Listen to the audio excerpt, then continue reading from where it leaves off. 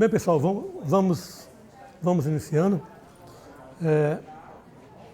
Meu nome é Lenimar Andrade, eu sou professor aposentado da UFPB, eu me aposentei já há 3 anos, eu ensinei na UFPB ao longo de 38 anos, aí depois desses 38 anos, eu achei que já era hora de encerrar e acabei encerrando 3 anos atrás. Bem, durante a minha atuação como professor, eu sempre elaborava uma espécie de apostilas para distribuir com minhas turmas, com os alunos. Então, eu pratiquei isso o tempo todo. Então, quando eu me aposentei, eu vi que eu tinha acumulado uma série de textos sobre vários assuntos. Aí eu resolvi tentar divulgar melhor esses textos, quer dizer, fazer com que eles fossem conhecidos por mais pessoas ao longo do país, né? Certo? Então, em vez de deixar esses meus textos guardados e esquecidos totalmente, né? Quer dizer, em vez de deixar os textos guardados e esquecidos, eu resolvi publicá-los todos. Não todos, mas digamos que a maioria deles, certo? Então, chegou a vez agora, chegou a vez do meu quarto texto. Eu já tinha publicado 3 antes, e agora chegou a vez desse 4º texto, que foi publicado por uma editora de São Paulo, essa editora Edgar Blitzer, é um nome mais ou menos assim, é um nome meu alemão, a editora Edgar Blitzer. Então, essa editora resolveu publicar esse meu 4º texto, e eu fiquei bastante feliz com isso, porque estou dando divulgação a algo que estaria já condenada, digamos assim, ao esquecimento. Então, eu estou tendo a oportunidade de divulgar com inúmeras pessoas, né? Quer dizer, isso aqui é uma editora de São Paulo, é uma tradicional editora de São Paulo, que já tem 70 anos de mercado. Então, eu tive a sorte dela se interessar pelo meu texto, né? É claro que antes a gente teve uma conversa, né? Quer dizer, antes eu me reuni com o pessoal lá que administra a editora, etc., né? Então, eles se reuniram comigo e acharam que valeria a pena publicar esse meu texto. Aí pronto, eu fiquei feliz da vida e agora estamos vendo aí essa realização, né? Aí, quando eu mostrei esse texto a Pedro Júnior, aí ele disse, vou querer que você vá falar sobre ele um dia lá no IF. Eu disse, tudo bem. Então, estamos aqui. Tá? Estamos aqui.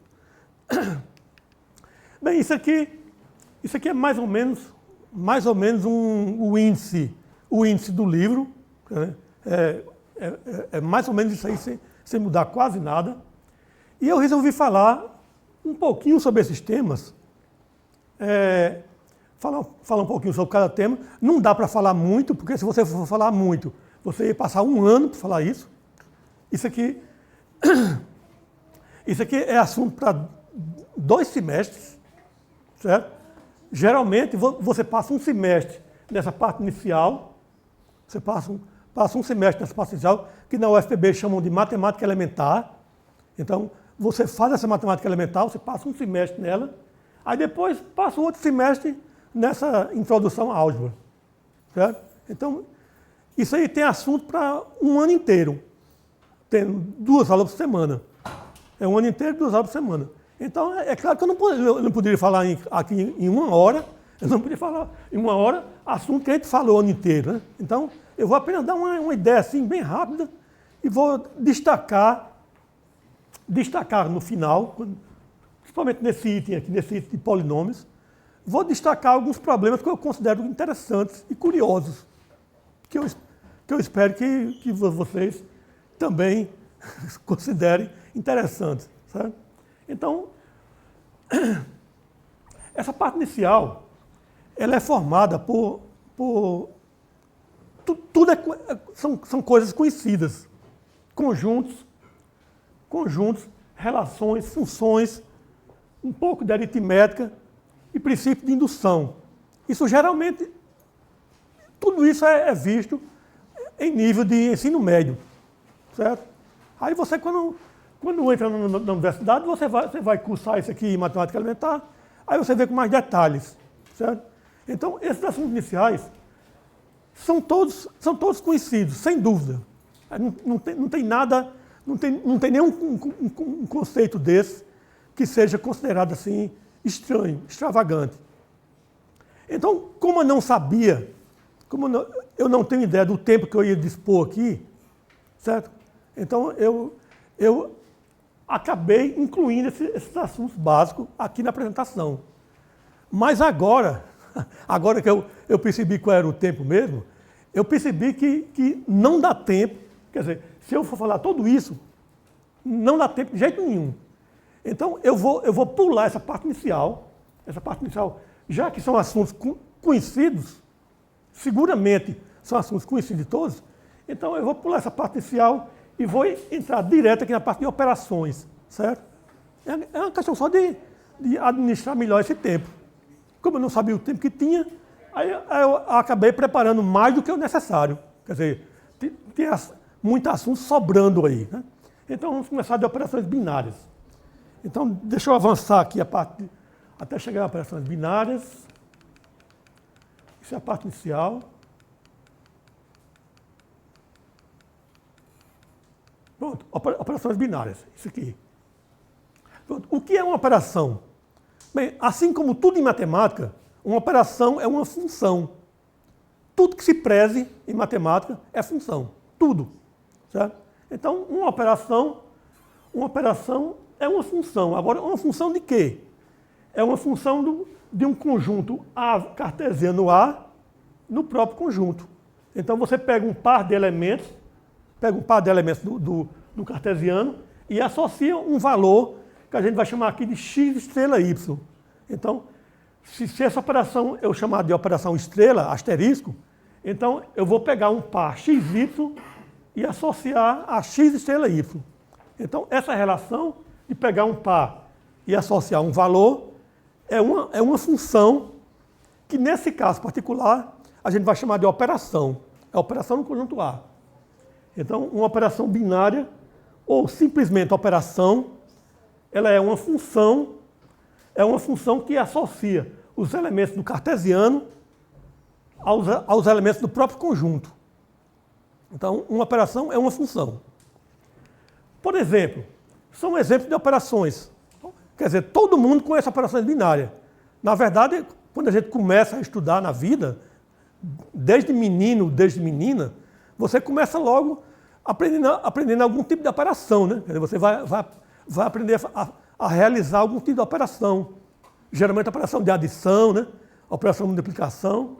Então, tudo isso é exemplo de operação. Então, são exemplos de operações binárias os seguintes: união de conjuntos, interseção de conjuntos, adição de números inteiros, reais ou de qualquer tipo, né? Multiplicação, adição de matrizes, multiplicação de matrizes, composição de funções. Então, tudo isso é exemplo de operações. Operações que todo mundo tem familiaridade com elas. Quer dizer, você começa a estudar matemática através do estudo das operações mais básicas. Então, exemplos de operações, todo mundo conhece vários exemplos, né? A gente passou a vida inteira estudando, né? Quer dizer, conhecendo operações, novas operações. Então, as operações, elas podem ser classificadas em vários tipos. Então, por exemplo, o tipo mais, digamos assim, mais básico seriam as operações comutativas. Então, o que é uma operação comutativa? É aquela que não importa a ordem. Por exemplo, tanto faz você calcular x estrela y, como calcular y estrela x, que dá o mesmo resultado. Então, quando isso acontece, você diz que a operação é comutativa. Um exemplo mais básico que existe é da adição de inteiros. Tanto faz você somar x mais y, como você somar y mais x. Então, a gente diz, nesse caso, que a adição é comutativa. A adição de inteiros. ou então de outros números. Né? Adição é comutativa. Outra propriedade bastante básica das operações é a propriedade associativa. Então, uma operação é associativa quando você verificar isso aqui. Quer dizer, se você for calcular a operação com vários elementos, por exemplo, se for calcular a operação de x, y, z, então tanto faz começar a calcular do final, como começar a calcular do início, que o resultado deve dar o mesmo. Então, quando isso acontece, você diz que a operação é associativa. Então, mais uma vez, as operações com números que a gente conhece, com números reais, números inteiros, elas são associativas. Em particular, a multiplicação ela é associativa. Se você for multiplicar 3 inteiros, então, tanto faz calcular x, y, z começando do final, isso dá a mesma coisa que você calcular o x, y, z começando do início, começando do x, y. Então, quando isso acontece, a operação é associativa. A gente diz que a operação é associativa. Outras propriedades mais. Elemento neutro. Muitas operações, elas têm um elemento neutro. Então, um elemento neutro, que eu estou chamando aqui de E, um elemento neutro é aquele em que, quando você calcula x estrela E, isso dá a mesma coisa que E estrela x, que dá igual ao próprio x. Então, um exemplo mais conhecido de elemento neutro é o zero na adição. Na adição, o zero é o elemento neutro. Porque quando você soma com zero, não acontece nada, né? X mais zero dá x, zero mais x dá x, certo? Então, o zero seria um exemplo assim, bastante conhecido. A gente tem também o número 1. O número 1 se a operação for multiplicação. Então, se a operação for multiplicação, então o 1 é o elemento neutro. Então, muitas operações, elas têm elemento neutro. Certo? Muitas operações têm elemento neutro. Outra propriedade bastante importante, que eu gosto de destacar aqui, é a do elemento inverso. Né? Se a operação tem elemento neutro, então você pode querer saber se ela tem também elemento inverso. Se ela tem um elemento que a gente pode chamar de invertível ou de simetrizável. Então, um elemento é invertível quando existir um outro elemento que a gente vai denotar por x a menos 1, que quando você operar o x com x a menos 1, isso dá a mesma coisa que o x a menos 1 operado com x e dá igual ao elemento neutro. Por exemplo, na adição de inteiros, todo o elemento x, ele tem um elemento inverso que é o menos x.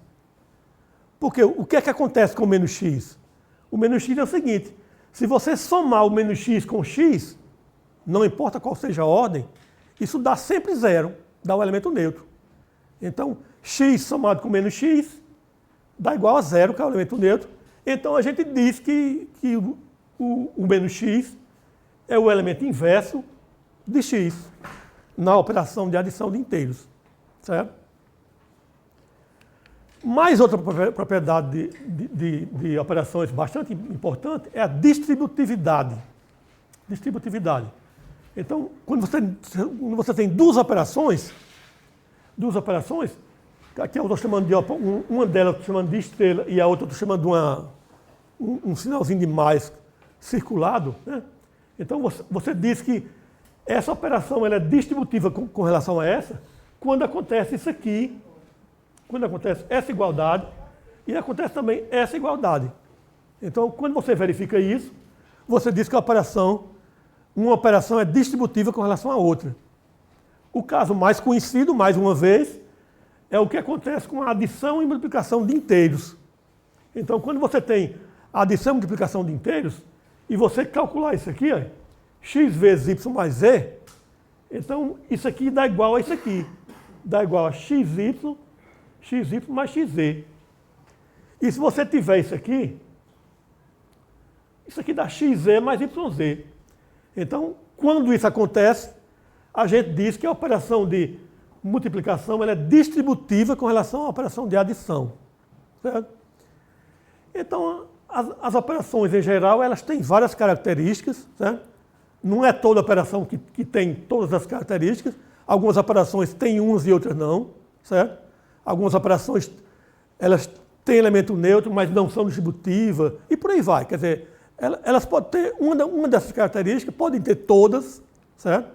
Então, isso aí depende muito do comportamento de cada operação. Então, cada operação, ela se comporta de um jeito diferente. Bem, uma tábua de uma operação. Tábua de uma operação. É como se fosse uma tabuada, né? Então, se você tem uma operação asterisco, uma operação estrela, então você chama a tábua dessa operação, essa tabela aqui, onde você coloca na iésima linha, e jésima coluna, você coloca AI vezes AJ, AI asterisco AJ. Então, quando você organiza o resultado desse jeito, então você chama essa tabela aqui de a tábua da operação, certo? É uma espécie de tabuada, né? É uma tabuada de multiplicar, onde eu estou chamando aqui a multiplicação de asterisco. Então, essa é a tábua da operação. Um exemplozinho bem simples seria isso aqui. Ó. Por exemplo, se eu tiver o conjunto menos 1, 0, 1, então eu posso querer construir a tábua, uma espécie de uma tabuada, da multiplicação nesse conjunto, restrita a esse conjunto. Aí fica desse jeito. Aí. Se eu for multiplicar aqui, por exemplo, esse por esse, aí o resultado dá esse aqui. Se eu multiplicar esse por esse, o resultado dá esse por esse dá esse, e assim por diante. Então, essa tábua aqui, ela mostra todos os resultados possíveis da operação, de uma maneira organizada. Certo? Então, isso aqui é a tábua da operação. Outro exemplo. Aqui eu estou pegando uma operação que é, digamos assim, que seria menos comum, né? Menos comum do que as outras. Então, eu peguei esse conjunto A, 1, 2, 3, 4, 6, 12, aí escolhi a operação para ser o MDC de XY. MDC é algo que eu deveria ter falado naquela parte inicial. Lá na parte da aritmética, a gente deve falar em MDC. Máximo divisor comum, que todo mundo conhece, com certeza. Então, o máximo divisor comum de XY. Então, o máximo divisor comum foi a operação que eu escolhi para esse exemplo. Então, eu tenho aqui o conjunto A é esse aqui, aí eu coloquei aqui o conjunto, aqui eu coloquei também o conjunto A aparece aqui e aparece aqui, e aqui eu fiz todas as operações possíveis. Todas as operações possíveis. Então, eu fiz, por exemplo, MDC de 1 em 1. Quanto é que é o MDC de 1 em 1? MDC de 1 em 1 é 1. MDC de 1 em 2. MDC de 1 em 2 é 1. MDC de 1 em 12 é 1 também. Então, aqui eu fiz todos os cálculos. MDC de 12 e 12. MDC de 12 e 12, máximo divisor comum de 12 e 12 é 12. Tá certo? Então, eu calculei todos os MDCs possíveis e organizei os resultados aqui. Então, isso aqui é a tábua da operação MDC. Então, nessa tábua, dá para a gente observar várias propriedades da operação. Por exemplo, vocês vejam aqui nessa tabela, vocês vejam que essa parte de cima, a parte que está acima da diagonal, ela é uma repetição do que está abaixo. Ou seja, essa tabela ela é simétrica com relação à diagonal. Então, sabe o que caracteriza isso? Sabe o que significa isso? Essa parte de cima ser igual à parte de baixo, isso quer dizer que a operação é comutativa. A gente consegue também, só olhando para a tábua, a gente consegue dizer se ela tem elemento neutro ou não. Essa operação aí, o que é que vocês acham? Vocês acham que ela tem elemento neutro? Sim. Ela tem elemento neutro ou não? Então, se tem, então quem é que vocês elegeriam? Quem é que vocês elegeriam como elemento neutro dessa operação? Essa é uma pergunta meio assim, meio maldosa. As pessoas têm uma tendência de, quando vê um conjunto que tem um número 1 assim no meio, ela diz, esse 1 é o elemento neutro. Não, mas não é. O 1 seria o elemento neutro se a operação fosse multiplicação. Aí o 1 seria o elemento neutro. Mas a operação não é multiplicação, portanto, o 1 não é o elemento neutro dessa operação.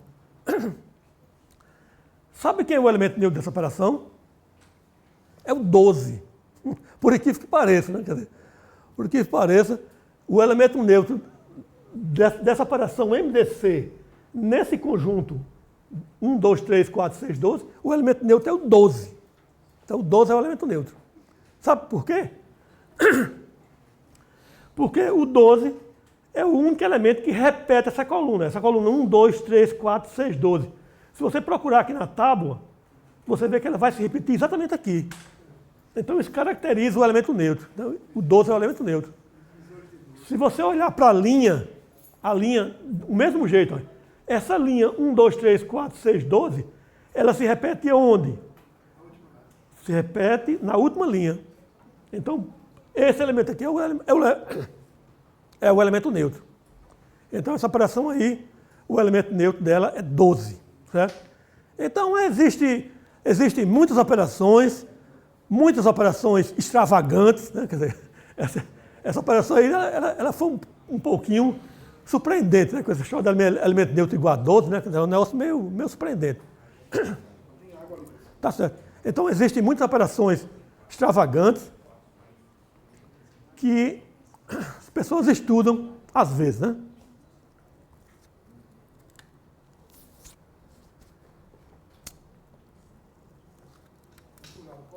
Não.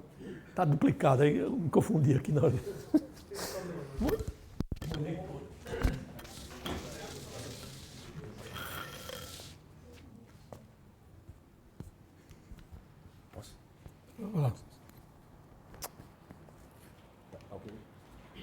Bem, aqui eu comento que o 12 é o elemento neutro, né? Porque o MDC de x12 é o MDC de 12x para todo x, então o 12 é o elemento neutro. E agora, depois da definição de operação, vamos passar para a definição de estruturas um pouquinho mais sofisticadas. Vamos passar, por exemplo, a definir agora o que é um grupo. O que é um grupo? Bem, um grupo é o seguinte, é um conjunto G, um conjunto qualquer de G, diferente de vazio, no qual, quer dizer, e nesse conjunto, a gente tem definido uma operação que eu estou chamando de asterisco. É um conjunto G que tem uma operação asterisco. E essa operação asterisco, ela tem várias propriedades. Ela é associativa, ela tem elemento neutro e todo elemento tem inverso. Então, quando você conseguir isso, quando você conseguir um conjunto com uma operação que seja associativa com elemento neutro e elemento inverso, então você diz que o conjunto G é um grupo. Certo? Se além disso, se além dessas três, se a operação for comutativa, então você passa a chamar o grupo de grupo comutativo ou então de grupo abeliano. Quer dizer, grupo comutativo ou grupo abeliano. Então, são conjuntos que têm uma operação que satisfazem algumas propriedades. Em geral, quando a operação pode ficar subentendida, você diz simplesmente grupo G. Você não diz grupo G com a operação estrela. Nada disso. Você diz simplesmente grupo G, desde que a operação já tenha sido esclarecida antes. Tá? Bem, exemplo de grupos. Mais uma vez, eu apelo aqui para os conjuntos numéricos básicos, né? Então, o conjunto dos inteiros com operação de adição satisfaz essas propriedades. Quer dizer, o conjunto dos inteiros com operação de adição, a operação é associativa, ela tem elemento neutro, que é o zero, e tem elemento inverso, que é o menos x. Cada x tem o inverso menos x. Então, por causa disso, pelo fato de ser associativa, ter elemento neutro e ter elemento inverso, então, por causa dessas três propriedades, a gente diz que o conjunto dos inteiros forma um grupo. É um grupo. É um grupo com operação de adição. Mesma coisa vale para outros conjuntos numéricos. Quer dizer, aqui eu estou usando os inteiros, mas podia ser, por exemplo, os reais, podia ser os complexos, quer dizer, podia ser outro conjunto numérico, certo? Então, esses conjuntos numéricos que a gente conhece, os conjuntos básicos, todos eles são exemplos de grupos. Bem, se você tiver um grupo e tiver um subconjunto dentro dele, aliás, o subconjunto nele, né? Se você tiver um grupo e um subconjunto não vazio nele, um subconjunto H, que também seja grupo, então você passa a chamar esse H de subgrupo. Então H é um subgrupo de G, quando ele estiver em G, quando ele estiver contido em G, e de tal forma que ambos sejam grupos. Então a gente passa a chamar isso aí de subgrupo. Por exemplo, se você tiver um grupo G e pegar esses dois conjuntos aqui, o próprio G, ou então um conjunto formado pelo elemento neutro, então isso aqui é um grupo, isso aqui também é um grupo. Então, na verdade, esses dois aqui, eles são subgrupos de G. Bem, nesse assunto de grupos, tem uma infinidade de definições. Quer dizer, você pode passar a vida inteira estudando isso. Você pode fazer mestrado nisso, pode fazer doutorado nisso, que o assunto não acaba. Então, existe assim uma infinidade de assuntos relacionados com isso. Então, eu destaquei aqui alguns poucos, uma coisinha rápida, que é essa história de homomorfismos e isomorfismos. Então, o que é um homomorfismo de grupos? Bem, se você tiver dois grupos, um grupo G e um grupo J, com a operação asterisco e a operação delta, então você diz que uma função de G para J, ela é um homomorfismo quando ela satisfaz isso aqui. Quando satisfaz essa igualdade. Fx estrela y é igual a f de x delta f de y. Então, quando essa função satisfizer isso aqui, você passa a chamar a operação de homomorfismo. Aí, exemplo. Por exemplo, a função exponencial. Função exponencial de base qualquer. No caso aqui eu peguei base 2, mas podia ser qualquer base. Então, se você pegar a função exponencial ela é um exemplo de homomorfismo de grupos. Por quê? Porque ele satisfaz isso. Quando você calcula f de x mais y, dá 2 elevado a x mais y, que é a mesma coisa de 2 elevado a x vezes 2 elevado a y, que é o f de x vezes f de y. Então, a função exponencial, qualquer que seja a base, em particular a base 2, qualquer que seja a base, ela é um exemplo de homomorfismo de grupos. E por aí vai. E por aí começa a surgir exemplos, e não termina mais. Né? Aqui eu dou outro exemplo. Isso aqui para quem estudou álgebra linear, quer dizer, muita gente aqui já deve ter estudado álgebra linear. Então isso aqui seria uma transformação linear. Desse conjunto R cartesiano R em R. Então, dada por essa função aqui. Então, como essa função aqui satisfaz isso, t de x mais y é a mesma coisa que t de x mais t de y, já que o t de x mais y é igual a t de x mais t de y, então a gente diz que ela é um homomorfismo.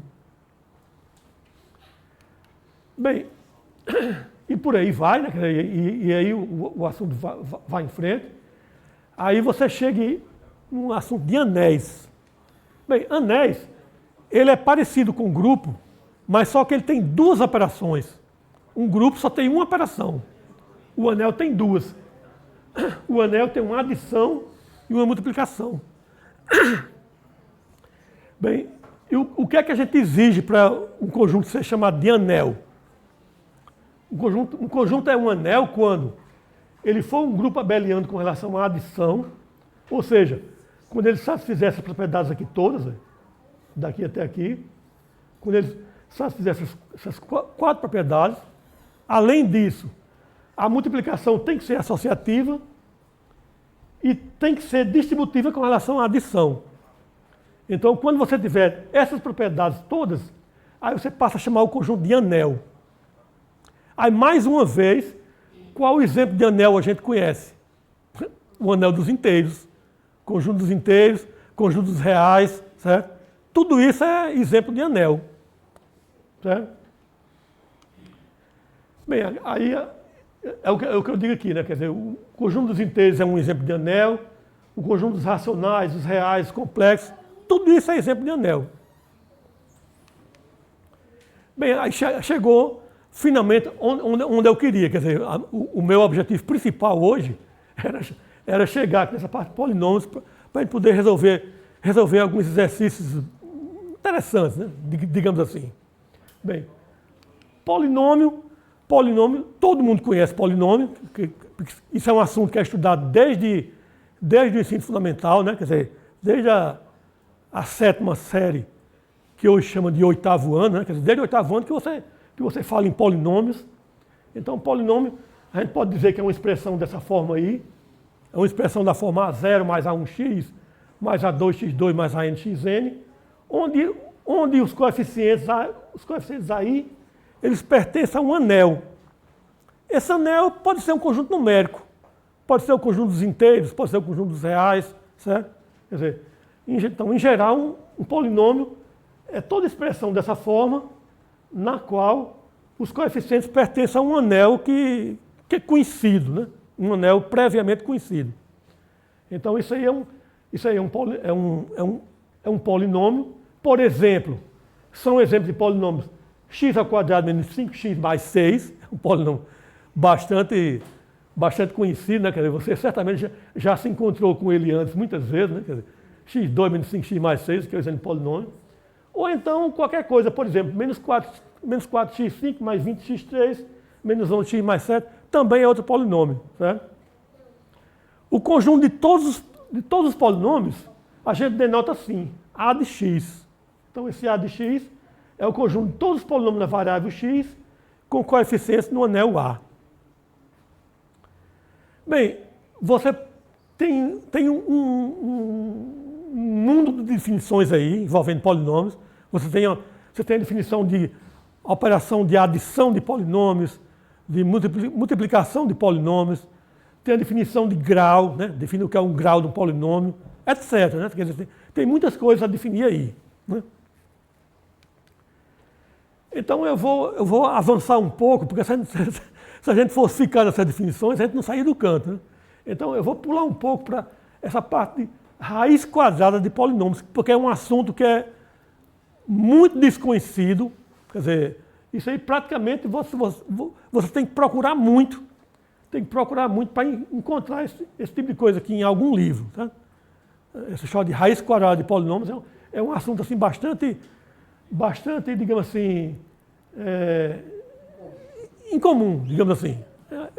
Então, é o que eu acho que seria assim, uma novidade. Quer dizer, no meio desse monte de coisas conhecidas que a gente pode ter falado antes, quer dizer, a gente falou um monte de coisas que eram conhecidas, então, finalmente, a gente chegou aqui na novidade, né? Raiz quadrada de polinômios. Então, o que é uma raiz quadrada? Bem, a definição é o que a gente espera, né? Se você tiver dois polinômios P de x e R de x, satisfazendo isso aqui, R de x ao quadrado dá igual a P de x, então você diz que isso aqui é a raiz quadrada desse. Então, quando você tiver isso aqui sendo satisfeito, R de x ao quadrado igual a P de x, aí você diz que esse R de x é uma raiz quadrada de P de x, certo? Por exemplo, a raiz quadrada de 4x2 mais 12x mais 9 é 2x mais 3. Por quê?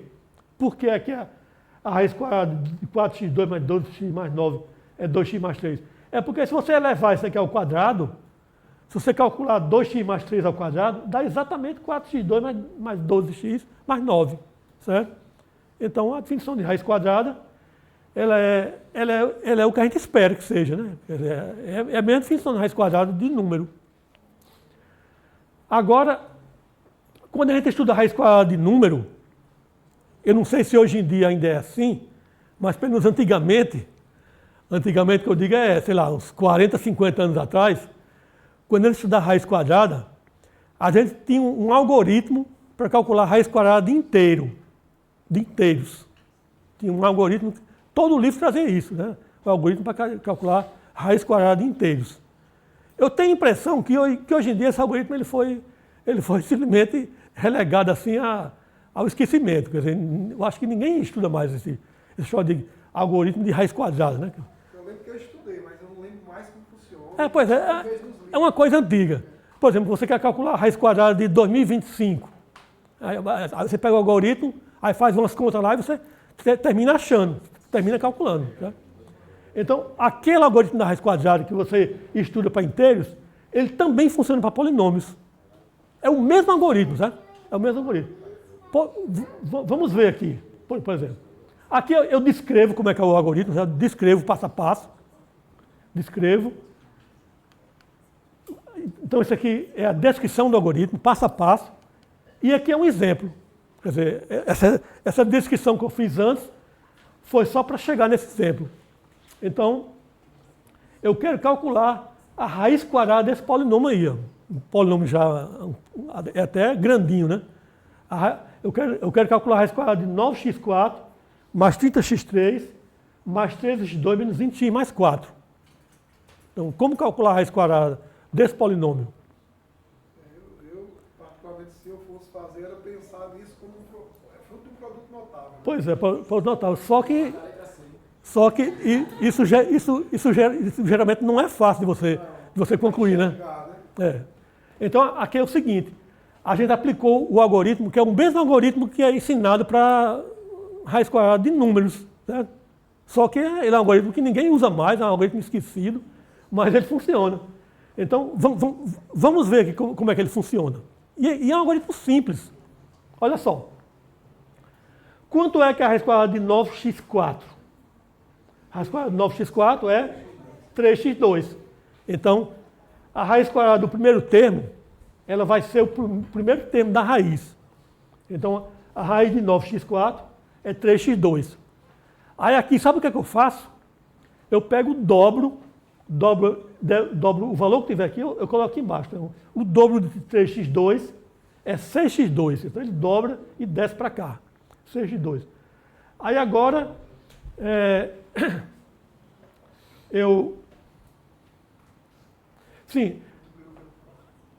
dobro, ele vem para cá, e aqui eu elevo ao quadrado e coloco o resultado aqui com o sinal contrário. Então, 3x2 ele desce para cá dobrado, e ele vem para cá elevado ao quadrado com o sinal contrário. Então, 3x2 ele dá origem a esse menos 9x4 aqui.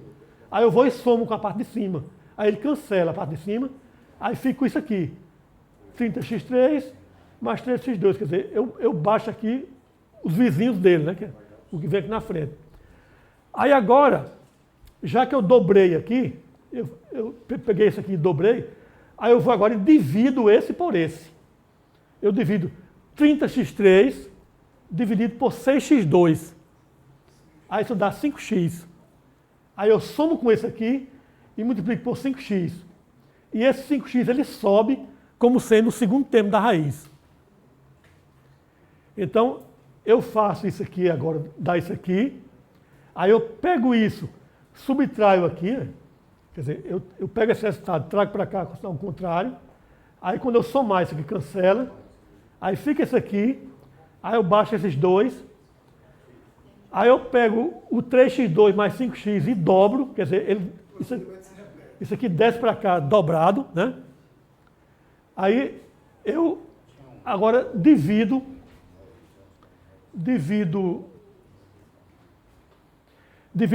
menos 12x2, divido por 6x2, dá menos 2. Aí esse menos 2 aqui, ele sobe como sendo o terceiro termo da raiz. Bem, então esse algoritmo, ele é o mesmo que a gente usa para números.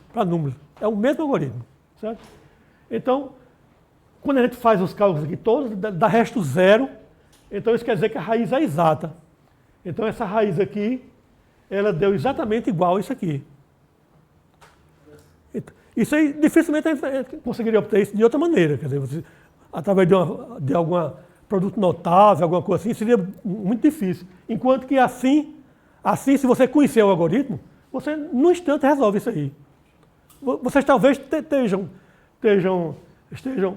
estranhando um pouco, porque talvez seja a primeira vez que vocês estejam vendo. Mas quando você pratica isso aqui uma vez, duas vezes, você já fica especialista no assunto, certo?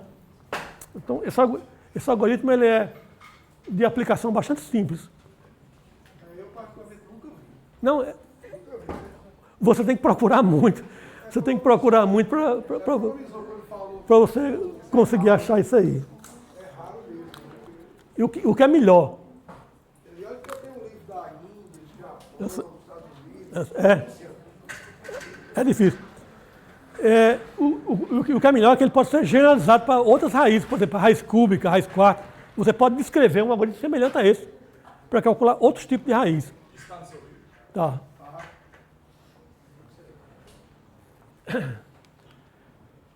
Bem, aqui eu explico o que eu fiz, quer dizer, eu detalho aí o que eu fiz aqui, né? Quer dizer, eu explico o que foi feito aqui.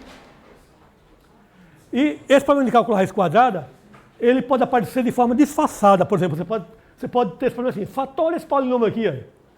Te vira para fatorar isso aí. Né? Aí a solução é calcular a raiz quadrada. Né? Ou então você pode, em vez de falar em fatoração, você pode pedir para resolver a equação. Olha aqui, resolva essa equação. Tá certo? Quer dizer, você, em vez de calcular a raiz quadrada, você pode disfarçar um pouco e pedir para fazer outras coisas. Você pode pedir para fatorar, pode pedir para resolver a equação, certo? Tudo isso acaba caindo no mesmo lugar. Bem, vamos partir agora para outro problema de polinômios, que eu acho particularmente um problema bastante curioso, que é esse aqui. Mostre que esse número que vocês estão vendo aqui, mostrar que ele é um número inteiro. Apesar de ele não parecer inteiro, né? Ele parece tudo, né? Parece tudo menos inteiro, né? Quer dizer, você jamais iria suspeitar, assim, à primeira vista, que esse número é um número inteiro, né? Mas ele é inteiro. Esse problema, eu sempre tive muito interesse nele, desde a época que eu estudava ainda eu estudava no colégio estadual, de Catolé do Rocha. Isso foi no início dos anos 70, certo? Início dos anos 70, eu estudava em Catolé do Rocha, no colégio estadual. Aí eu vi esse livro, eu vi esse problema em um livro de Gelson Iese. Então, se você procurar o livro de Gelson Iese, que é bastante conhecido, né? O livro de Gelson Iese, então esse problema ele aparece lá de forma parecida. Na verdade, esse problema ele tem uma origem assim, bem anterior, que é... Ele foi tirado de antigos vestibulares do ITA. Vestibular dos anos 60, do ITA. Aí se você for procurar lá, você vai achar esse probleminha lá em algum lugar. Mostrar que um número como esse, um número semelhante a esse, mostrar que esse número é inteiro. Então, eu sempre tive muito interesse nesse probleminha, quer dizer, eu sempre gostei muito dele, sempre achei muito curioso, que é um negócio, dessa forma, difícil de a gente acreditar, né? Quer dizer, como é que um número desse todo cheio de fração, cheio de raízes, como é que ele vai ser inteiro, né? Então é um negócio assim que é até difícil de acreditar. Então eu pegava a calculadora para calcular quanto é que é isso e quanto é que é isso, aí você soma e você vê que o resultado dá inteiro mesmo, certo? Quer dizer, se você for submeter isso aí a uma calculadora, você vê que isso aí realmente é inteiro. Quer dizer, a gente não está com conversa fiada aqui não. Quer dizer, o enunciado não é um enunciado enganoso não, quer dizer, o número realmente é inteiro, certo?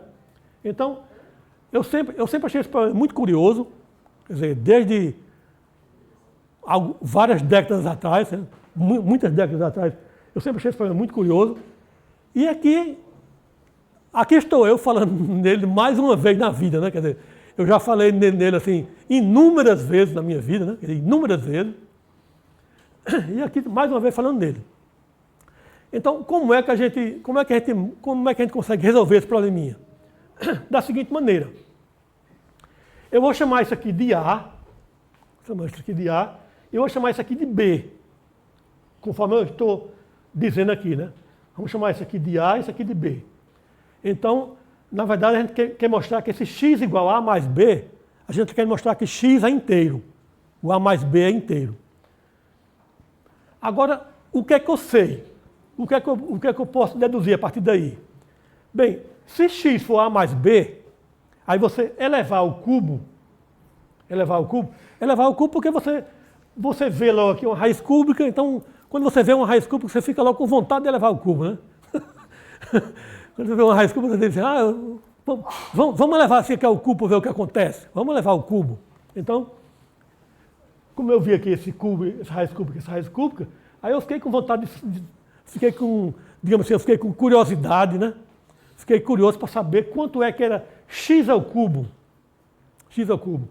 Então, se x for a mais b, então x ao cubo vai ser a mais b ao cubo, que usando agora a fórmula do binômio de Newton, né? A mais b ao cubo. A mais b ao cubo é isso aqui, A3 mais 3A2b mais 3AB2 mais B3. Né? Isso aqui é o A mais b ao cubo. Agora, isso aqui, a gente pode juntar esses dois do meio, e escrever assim, ó, colocar o 3AB em evidência. Né? Então, o 3AB em evidência, aí fica 3AB vezes A mais B. Então, x ao cubo é igual a isso aqui, ó. É igual a ao cubo mais b ao cubo mais 3ab vezes a mais b. Agora, quanto é que é a mais b? A mais b é x. Então, isso que está aqui, na verdade, é a mesma coisa disso aqui. x3 vai ser a3 mais b3 mais 3abx. Certo? Aí agora, vamos substituir esse valor de a, vamos substituir aqui. Então, se A é isso aqui, então eu posso dizer facilmente quanto é que é A ao cubo, né? E se B é isso aqui, então eu posso dizer facilmente quanto é que é esse B ao cubo. E esse produto AB, eu consigo calcular também, porque se A é isso aqui e B é isso aqui, então eu também calculo com uma certa facilidade o produto AB, certo? Então, a partir disso aqui, eu posso calcular A3, B3 e AB. Calculo assim com uma certa facilidade. Então, eu calculei isso e substituí aqui. Aí, veja só o que é que acontece. Quando eu calculo A3 mais B3, o resultado dá 25 quartos. Né? Quer dizer, depois que eu simplifico tudo, dá 25 quartos. Quando eu calculo AB seria essa raiz vezes essa. Aí eu desenvolvo os cálculos. Tem um produto notável pelo meio, né? Quer dizer, aqui é como se fosse o x mais y vezes x menos y, né? X mais y vezes x menos y. Então dá essa diferença de quadrados aqui. Então no final dá menos 7 quartos. Então A3 mais B3 dá 25 quartos. E AB dá menos 7 quartos. Aí agora, se eu substituir naquela equação que eu tinha antes, se eu substituir aqui, aí eu vou cair aqui. Vai cair exatamente aqui.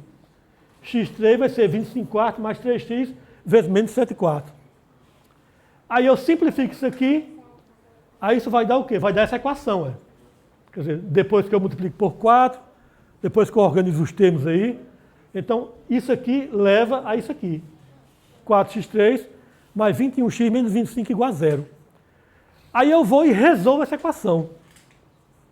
E existe um método bastante conhecido de você, se você tem uma equação com coeficientes inteiros, então tem um métodozinho para você achar as raízes racionais.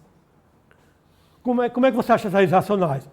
Você pega os divisores disso aqui, pega os divisores de 25 e divide pelos divisores disso aqui. Então, pega os divisores de 25 e divide pelos divisores de 4, que isso dá as possíveis raízes racionais dessa equação. Aí você vai e testa uma por uma para ver quem é a raiz. Se eu a soma dos coeficientes dá 0 também. Então 1 é raiz.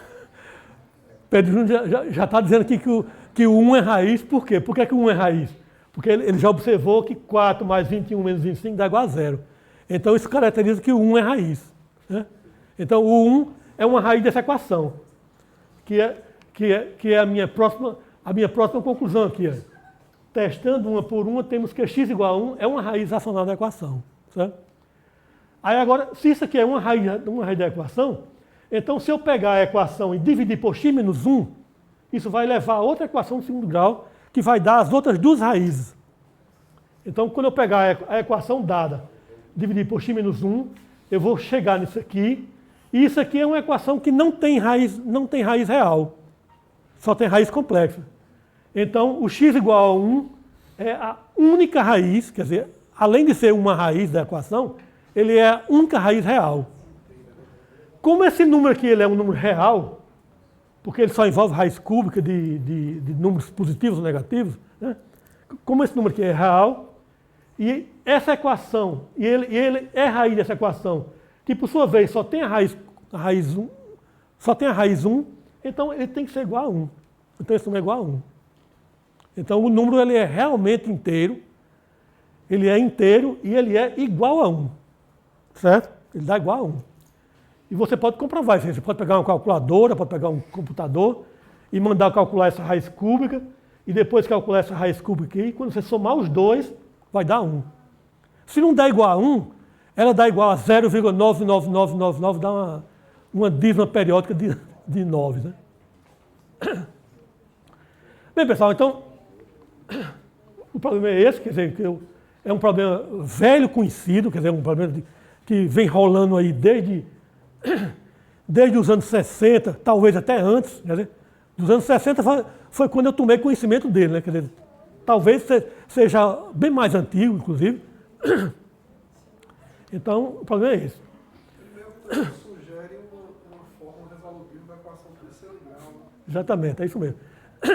É onde eu quero chegar agora. Na minha vida como estudante e como professor também, sempre que eu estava estudando um assunto, então eu só considerava que eu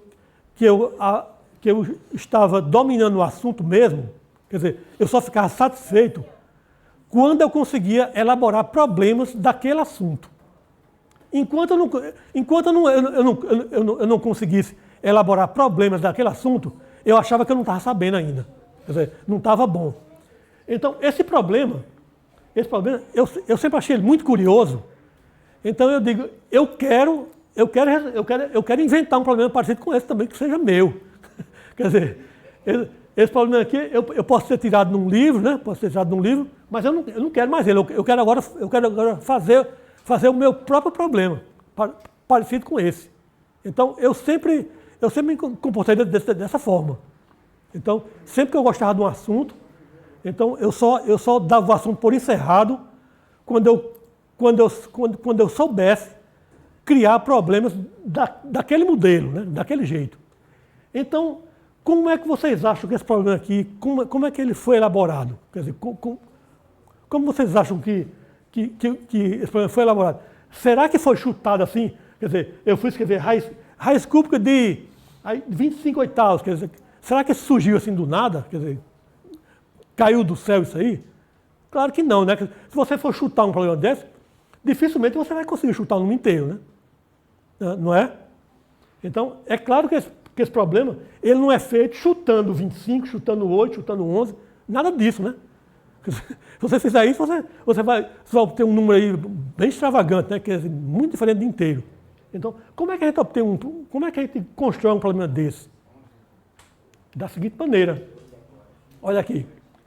Primeiro eu penso no resultado que eu quero. Então, eu quis que o resultado fosse 1. Quer dizer, você pensa inicialmente no resultado final. Resultado final igual a 1. Então, eu escolhi isso. Então, eu quero um problema que dê como resultado 1. Então, a primeira coisa que eu penso é na resposta. Então, eu quero um problema que tem resposta 1. Então, está aqui. Escolhi 1. Podia ser qualquer inteiro, se vocês quisessem. Podia ser qualquer coisa. Então, eu escolhi 1 porque eu gostei do 1. Né? Então, pensei no 1. Agora, esse inteiro que eu escolhi, eu separo ele em duas metades. 1 é igual a 1 meio mais 1 meio. Claro, né?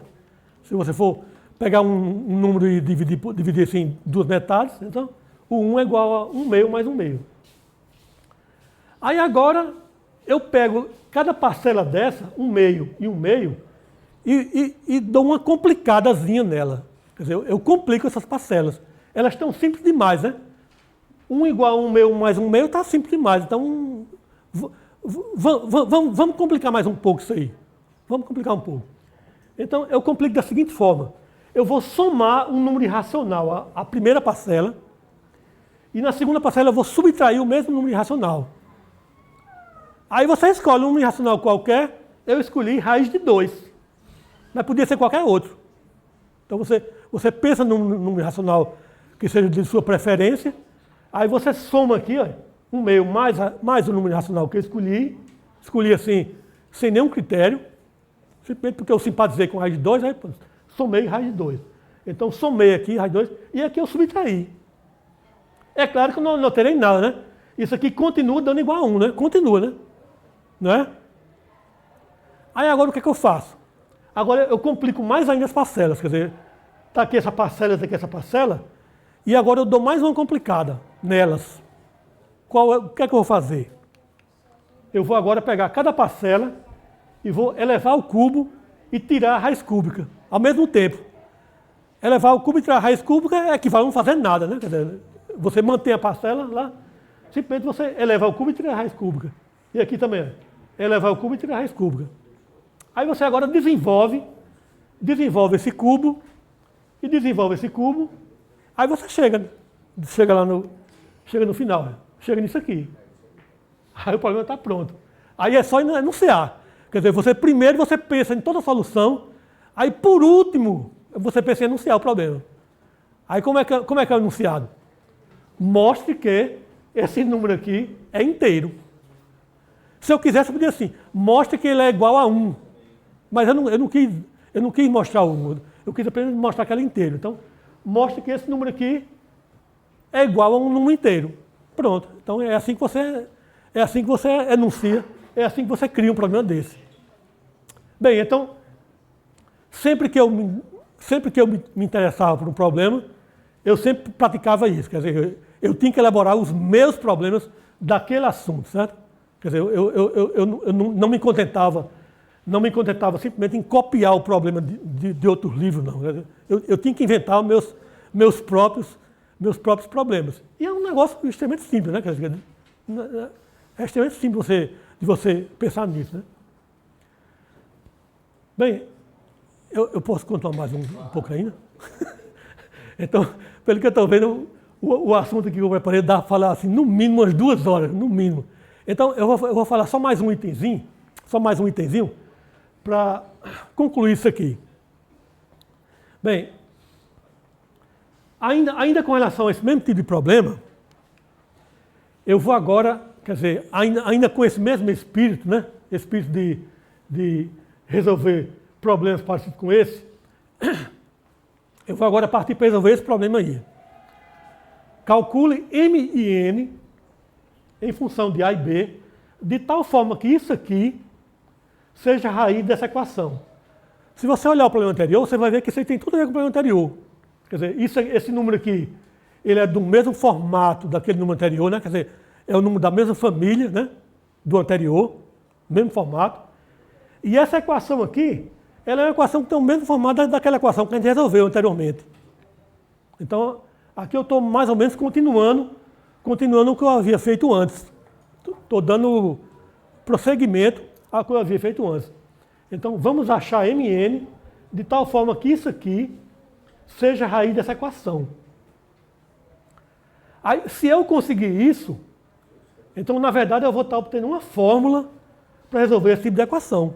Quer dizer, o que eu estou querendo aí é isso.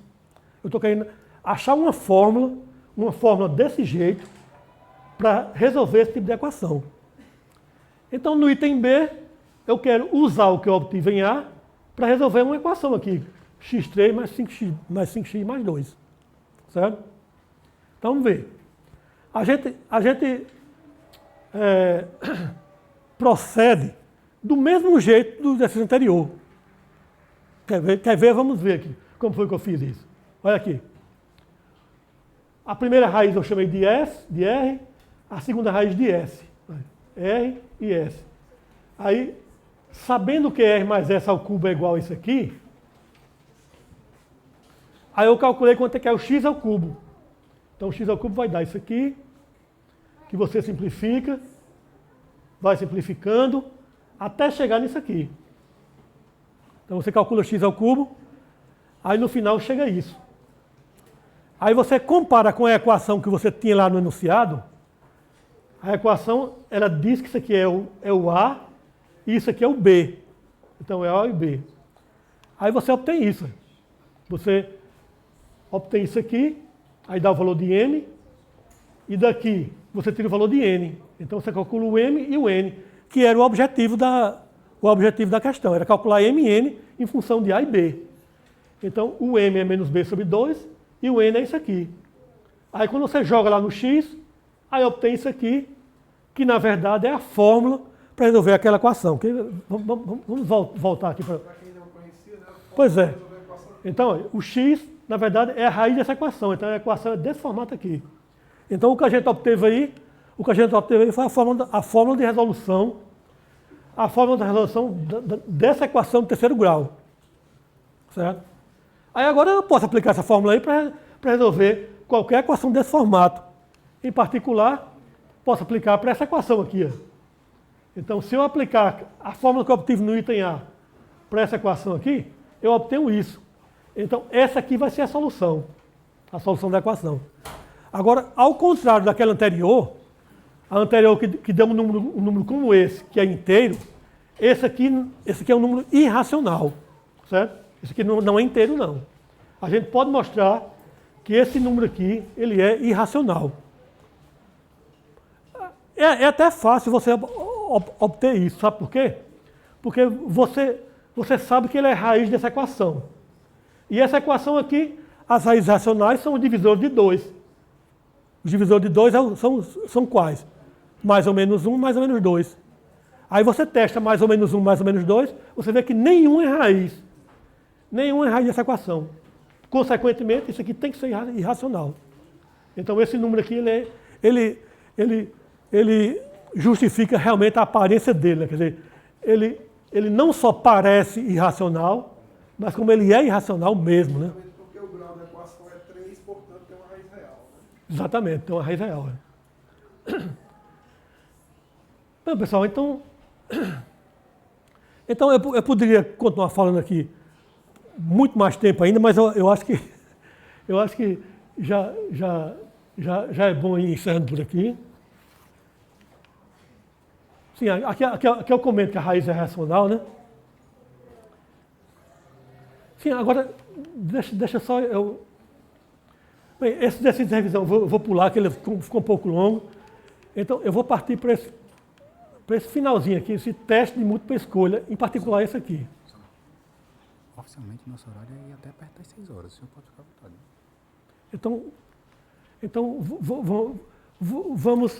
Vamos pensar um pouquinho nesse problema que aparece como teste de múltipla escolha. Bem, teste de múltipla escolha são aquele tipo de problema que antigamente caiu nos vestibulares, né?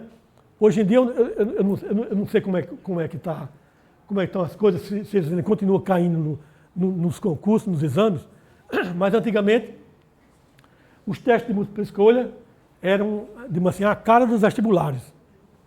Aí, recentemente, com o ensino à distância, a gente usando aquele programa chamado Moodle, que eu acho que alguns de vocês conhecem, Moodle.